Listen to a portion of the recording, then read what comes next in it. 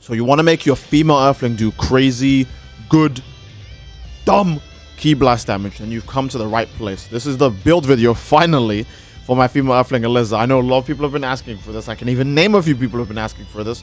But we're not going to spend too much time. Again, if you guys want to just go straight to the fight so you can see all of the mayhem, a timestamp will be on screen probably right now. And for the people who are, want to see the rest of the build, then you've come to the right place. We will just go straight into the stats, the super souls, and the effects I use, and then my attacks. So the attributes I use for my female Earthling, they have not changed since I have made them. I seriously have not changed them.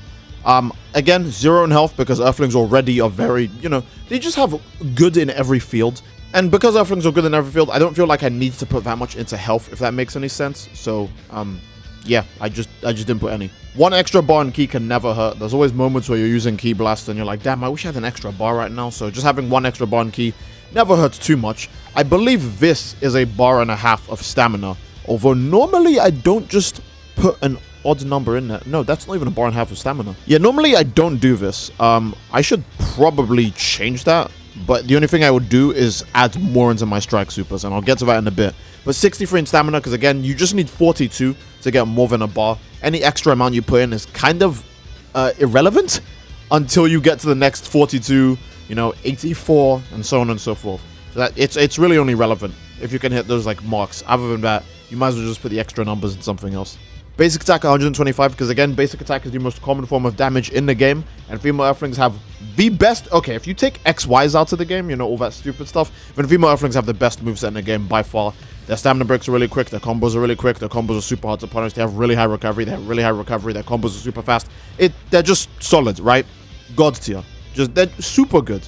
Obviously, the thicker your female Earthling, the better. Eliza is medium weight. I could have just made her completely skinny, but then her basic would be less and her strike would be less. Her Ki Blast would be even dumber, but I don't want to sacrifice my damage too much. So I made her just middle ground, so that way she does really good basic and also does really high Ki Blast damage. 20 in strike. You could say that this is an irrelevant stat, but I couldn't actually get this to 84. If I could get this to 84, then I would have been let's say for example, I take the 20 in strike and I put that into my stamina, that wouldn't be 84, and I don't get my extra bar of stamina. I could take away 1 point in basic or Ki Blast supers, but I really like the number 125, so I didn't. And it never hurts to have a little bit of strike. There are presets of the character I use that do have strike on them. For now, I'm only showing you 1 build of this character, because I have to redo all of the other presets, so just 1 build of this character. Maybe in a future video, I'll show you other presets I can make of her, but this is the main one I use for her now. And naturally, obviously, 125 in Ki Blast, because we want to do mad damage. Every Ki Blast that is, even evasive Ki Blast, by the way. I normally don't use evasive Ki Blast. I just kind of use Instant Rise or Spirit Explosion, all of the safe stuff that is really convenient, that works. But if you have something like, a good example is like, I don't know, Energy Berry? No, Energy Berry is a strike. Stuff like Super Explosive Wave, I believe, and Brutal Buster, which is Oobs evasive, are really, really good with high Ki Blast stats, because Brutal Buster already does a ton of damage when it does hit someone. Brutal Buster already does really good damage when it hits someone, especially when you're on low health. So having an evasive just do like half of someone's health out of nowhere can really scare them. But mostly it's for the supers and ultimate attacks. And because of that, we will now get into the equipment. I would say I got pretty lucky with my QQ Bang, because it's literally a QQ Bang I made like maybe a day before I actually went to record the fights for the build video. And this is the QQ Bang I use. Again, farming level 6 QQ Bangs is really annoying.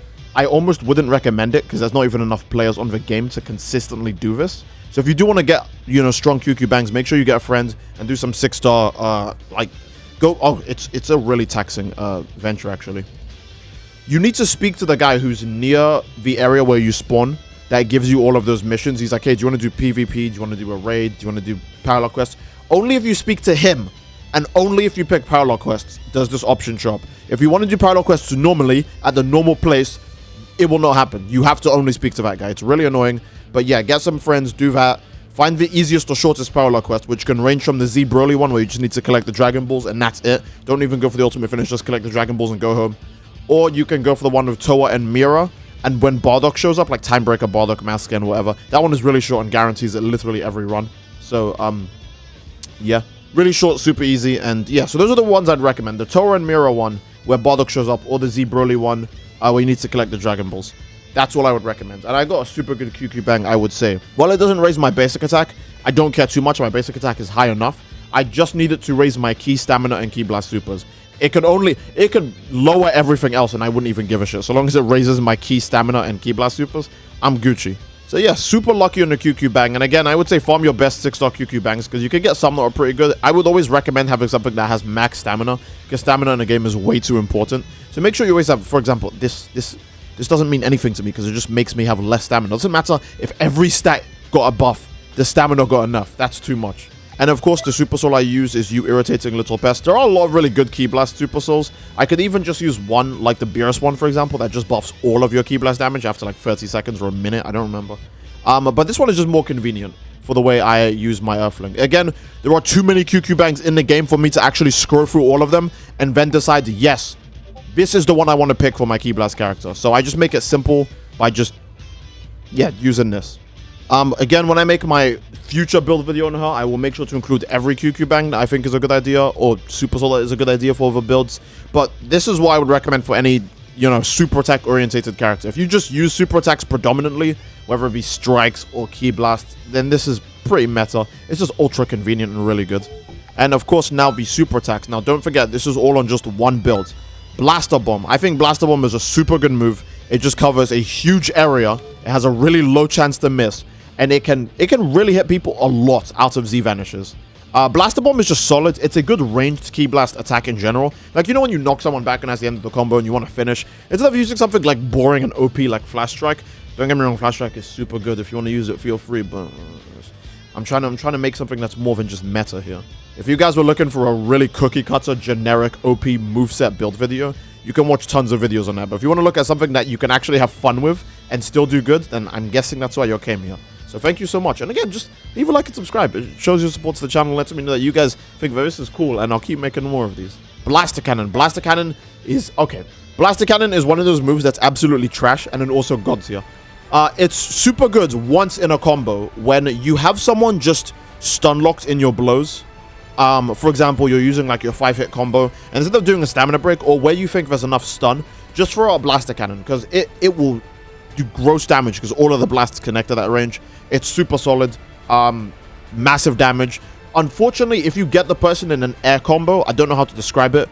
You know when their feet are kind of like off balance and they're kind of like knocked around in the air. If you do it then the move is completely awful because you go through a lengthy teleport animation into a kick where there's 0 damage, and then you throw out the blast at kind of a weird range where not even all of the hits connect. So it's just a massive waste of time.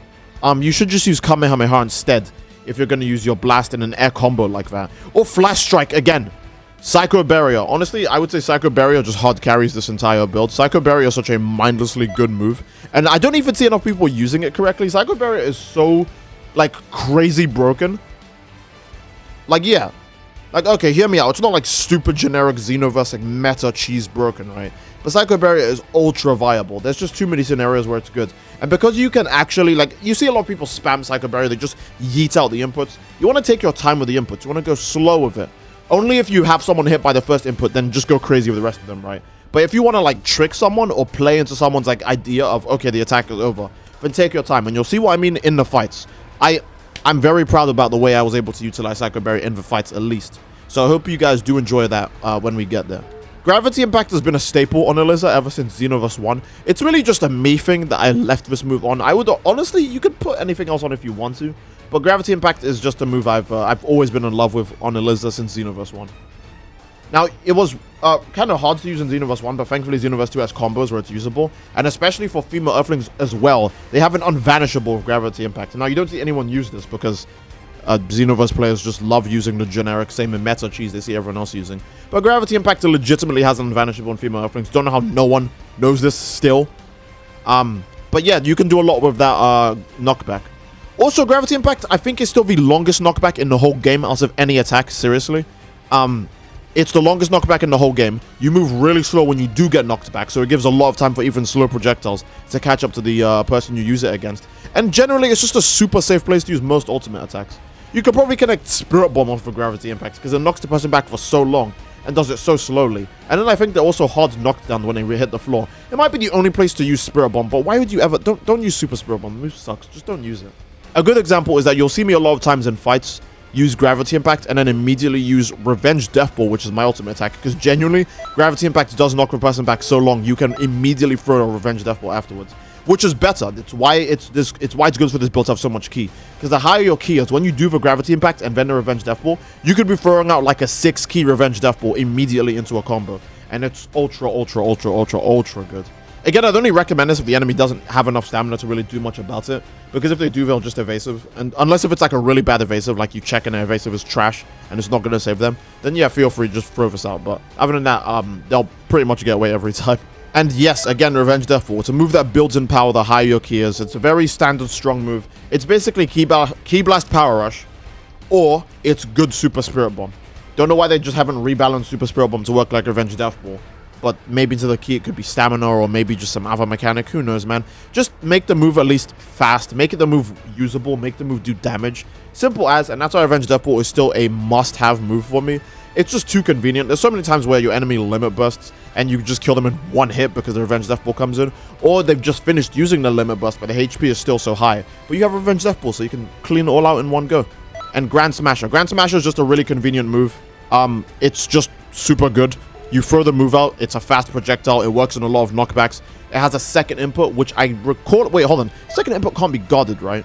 Yeah, the second input can't be blocked. Not that most people would try to block a Grand Smash anyways, but let's say you throw a Grand Smash at someone who's limit bursting. They'll probably hold the guard button if, you know, they have stamina, and then you just do the second input and just take a ton of their HP. And if they don't have stamina, then the move will just stay on their limit burst until it starts doing damage again. And when you see the damage again, go for the second input, because then you can get all of your damage and, you know, waste their limit burst, or hopefully just kill them instead.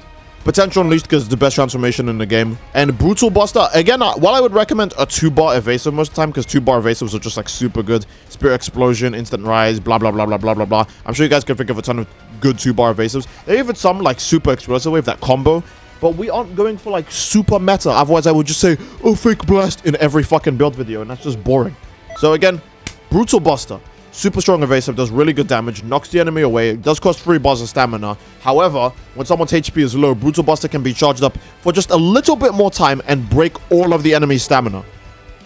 God tier. Absolutely God tier. I always recommend it when I'm doing Eliza videos. Brutal Buster is just super good, because if you have tons of stamina and your enemy has tons of stamina, but you know that it's going to be too much to take all their stamina down because you have to deal with all the XYs and key cancels and backflips and all that stupid shit that your enemy was doing the whole match, then you have Brutal Buster. When you catch them slacking and lacking in a combo, just charge up, yeet out, break their guard, and claim the victory. And it does tons of damage too. The move probably will kill them before you can dash up to them and deal the rest of the blows. So again, yeah, Brutal Buster is a solid move. I always recommend it. And that will be the end of the build. Again, I do want to make a bigger build video of her in future, but we'll get back to her another time. I think next I will probably do my male Earthling or my female margin. I think I do need to update my female margin first before I do her, so bear with me a little bit before we get to the female margin video. I do believe I do have a full set of Dragon Balls right now, but the issue with Xenoverse 2 is having to figure out which moves are usable in this game, and it's just too much. So again, I'll make the wish when I'm ready, and I will redo her build, because I think Zam could use an update. But other than that, solo place to end the build section of the video. We're going straight to the fights now. I do hope you guys enjoyed it, and again, do not forget to leave a like and subscribe, as the greatest support to the channel. Leave a comment down below for what you'd like to see next. And yeah, love you all, and see you in the fights.